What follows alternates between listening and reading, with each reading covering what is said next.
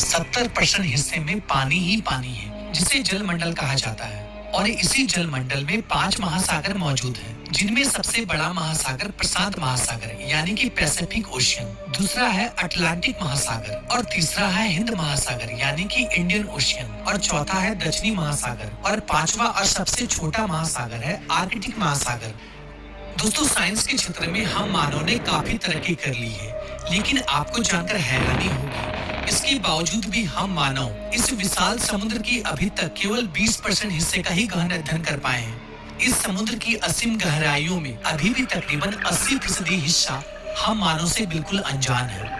यानी कि महासागरों की गहराइयों में आज भी कई सारे ऐसे रहस्य छुपे हुए हैं जिससे हम मनुष्य आज भी अनजान हैं। और ऐसे ही एक रोचक एवं कल्पनाओं का हिस्सा है हिंद महासागर। दोस्तों, हिंद महासागर विश्व के 5 महासागरों में प्रशांत महासागर और अटलांटिक महासागर के बाद दुनिया का तीसरा सबसे बड़ा महासागर है, जो कि पृथ्वी के कुल क्षेत्रफल के 7% हिस्से में फैला हुआ है। दोस्तों, आपको यह बात जानकर आश्चर्य होगा, पूरी पृथ्वी की सतह पर जितना भी पानी मौजूद है उसका तकरीबन 20% हिस्सा अकेले हिंद महासागर में ही मौजूद है। दोस्तों, इस महासागर का सबसे खास बात यह है कि इसका नाम हमारे प्यारे देश हिंदुस्तान के नाम पर पड़ा है। यह दुनिया का एकमात्र महासागर है जिसका नाम किसी देश के नाम पर पड़ा है। दोस्तों, संस्कृत की पुस्तक में इसे रत्नाकर के नाम से बुलाया जाता है, जिसका अर्थ होता है रत्न उत्पन्न करने वाला महासागर। वैसे आपको यह भी बताता चलूं, हिंदू ग्रंथ में इस महासागर को हिंदू महासागर के नाम से भी जाना जाता है। वैसे आपने यह भी सुना होगा कि हिंद महासागर को सबसे युवा महासागर भी कहा जाता है, क्योंकि शोधकर्ताओं के माने तो इस महासागर का जन्म तकरीबन 73 करोड़ वर्ष पहले हुआ था। दोस्तों, हिंद महासागर का पानी विश्व के अन्य महासागरों की तुलना में काफी गर्म मानी जाती है। यानी कि हिंद महासागर का पानी कभी कभी इतना गर्म हो जाता है कि इसका टेम्परेचर 36 डिग्री तक पहुंच जाता है। दोस्तों, हिंद महासागर का कुल क्षेत्रफल 7,05,60,000 वर्ग किलोमीटर है। अगर इसकी चौड़ाई की बात की जाए तो ऑस्ट्रेलिया और अफ्रीका की दक्षिणी सिरों में हिंद महासागर की चौड़ाई तकरीबन 10,000 किलोमीटर है, जिसमें लाल सागर और फारस की खाड़ी भी शामिल है। अगर गहराई की बात की जाए तो हिंद महासागर की औसतन गहराई 3,890 मीटर है और अधिकतम गहराई 8,047 मीटर है। दोस्तों, यूं तो इस महासागर में हजारों द्वीप मौजूद हैं, लेकिन इनमें से सबसे बड़े द्वीप मेडागास्कर और श्रीलंका है। दोस्तों, हिंद महासागर का फैलाव भारत के पश्चिम में अफ्रीका तक, तो पूर्व में इंडोनेशिया और ऑस्ट्रेलिया की सीमाओं तक फैला हुआ है।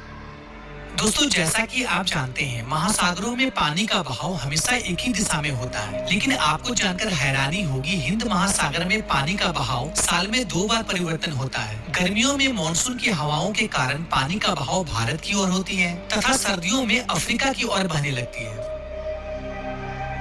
तो आइए जानते हैं हिंद महासागर में कौन कौन सी नदियां जाकर मिलती हैं।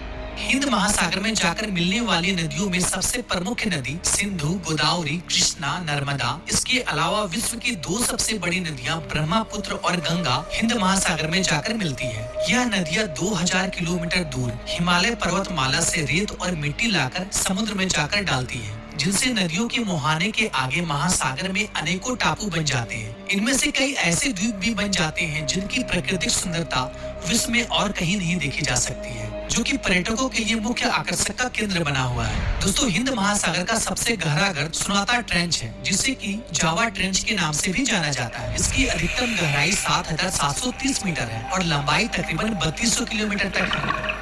दोस्तों, क्या आप जानते हैं हिंद महासागर एशिया, यूरोप और अफ्रीका महाद्वीप को जोड़ता है, जो कि व्यापार के दृष्टिकोण से विशेष महत्व रखता है।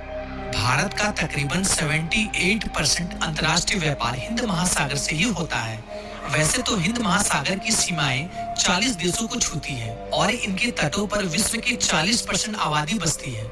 साथ ही विश्व के व्यापार का 2/3 हिस्सा और संपूर्ण मालवाहक का 1/3 हिस्सा केवल हिंद महासागर से होकर ही गुजरता है, जो कि देशों की अर्थव्यवस्था को मजबूत बनाए रखने में अहम भूमिका निभाती है।